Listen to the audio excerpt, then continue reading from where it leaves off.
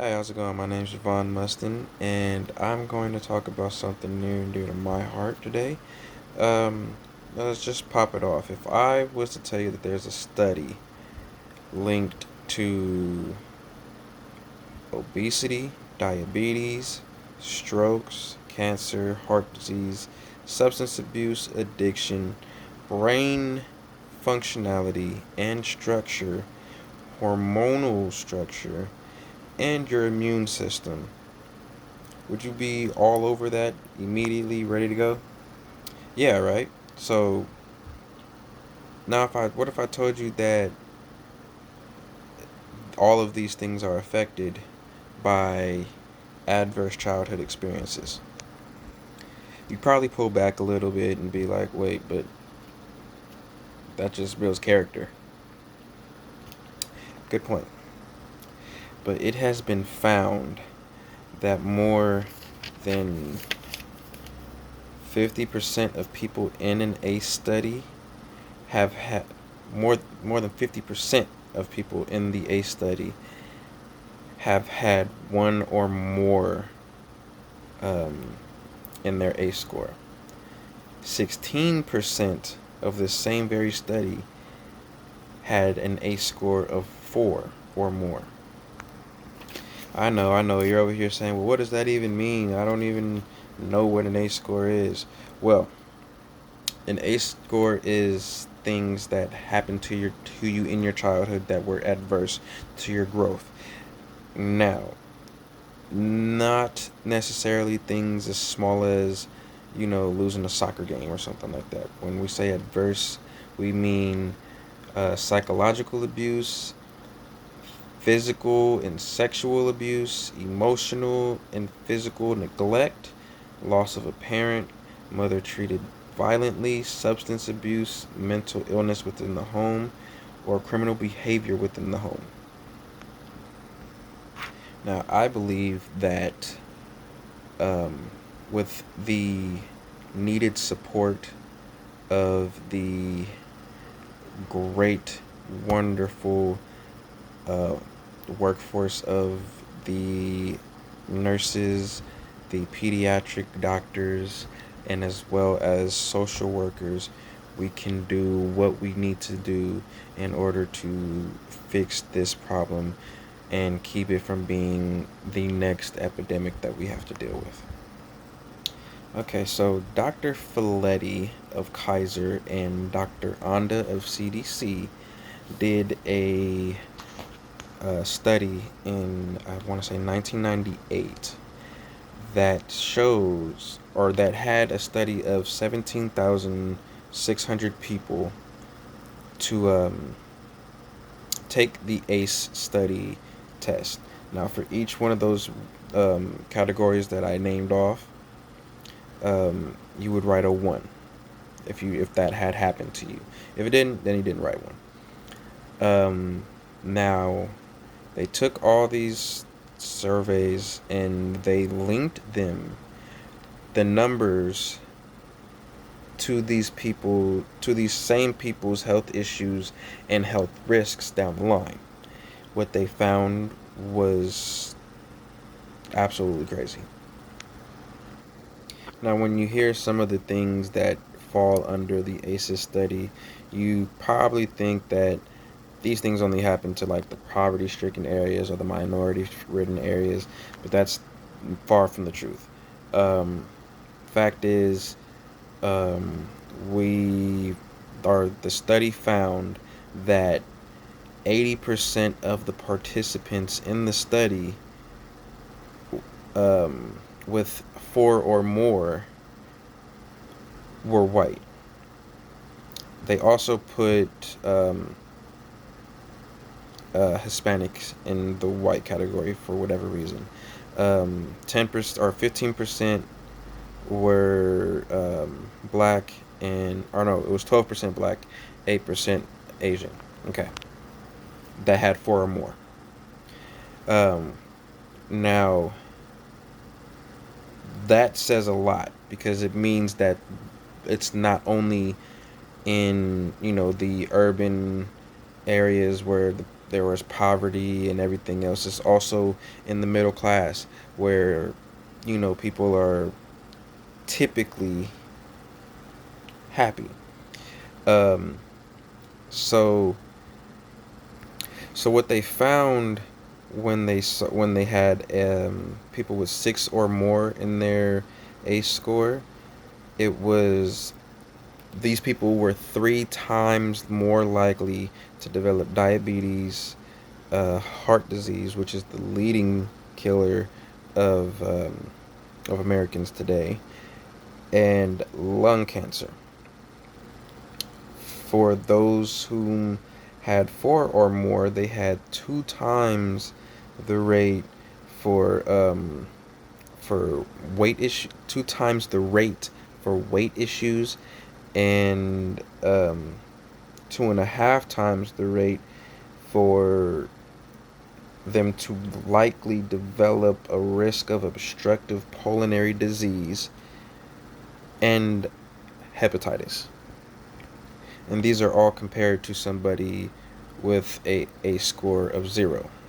Okay, so they're 2.5 times more likely, uh, 3 times more likely than those of 0. So what I believe needs to be done is something along the lines of pediatric care. And from the words of Dr. Nadine Burke Harris of what is it, CHHS, the California Health and Human Services, she said that this is a 2-generational fix. We need to address not only the child but the parents. And when we say address the parents, we're not talking about in a manner in which we're trying to fix the things that happened to them in their childhood. Instead, the point is to help them to realize that these things are very, very real and that they did affect them in a way. And to help them and coach them through knowing a better way of parenting. And I know that seems a lot and very difficult because parents tend to not want to let anyone else parent their child. But we need to address it. We need to have children, or our parents, learning how to deal with stressful situations without showing the child. We need to have them deal with spousal abuse and spousal arguments in a manner in which do not become domestic violence and do not become problematic for the child, even if it's taking the whole argument elsewhere or not letting the child see certain things. Those are very big starting points. Also, I believe that the funding for a lot of these things like Boys and Girls Clubs and Girl Scouts clubs and all these things need to become more apparent and more realized, because these are outlets that are here or have always been here to help with these particular situations and help the children develop relationships with other positive role models. A lot of these things have been stripped away from us because of funding and lack of thereof, and a lot of parents aren't able to do that with their money these days, because especially in California. Now, I believe that our nurses, our pediatric doctors, and our social workers all need to work in tandem for the cause of helping a child when there is a need for it.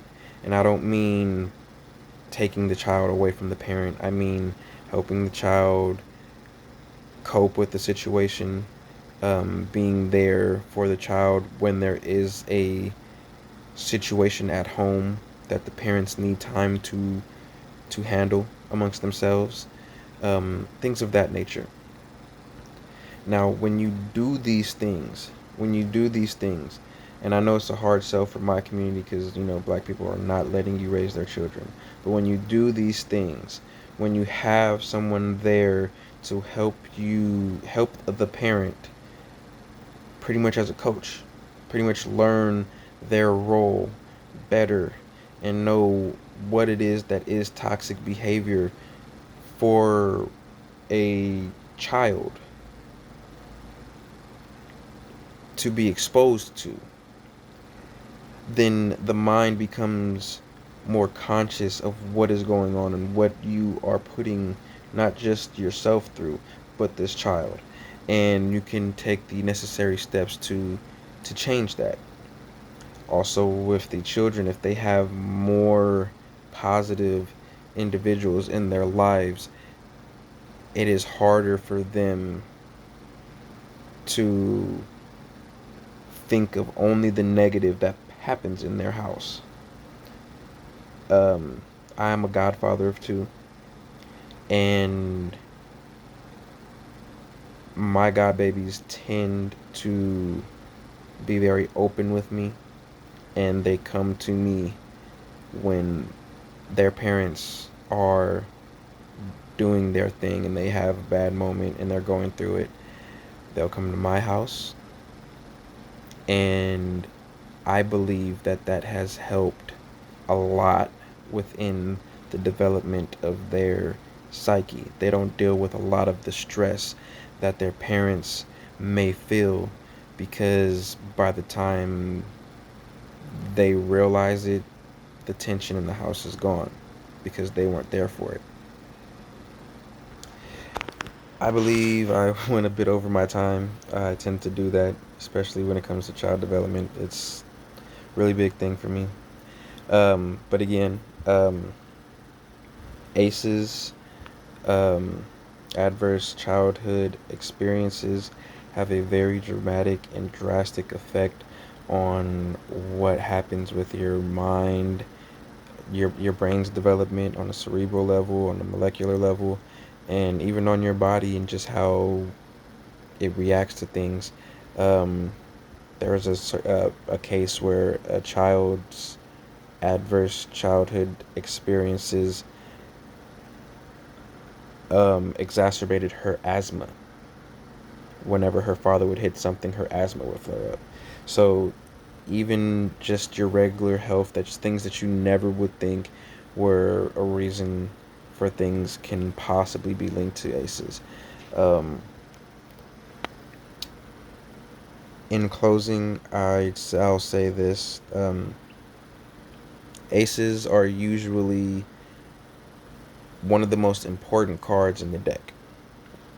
And since we're now dealing with children, I hope that that would be um, a no, a given, because they are the most important. And obviously, the way we look at things from our past and in our childhood affects the way that we live in our adult years. Thank you.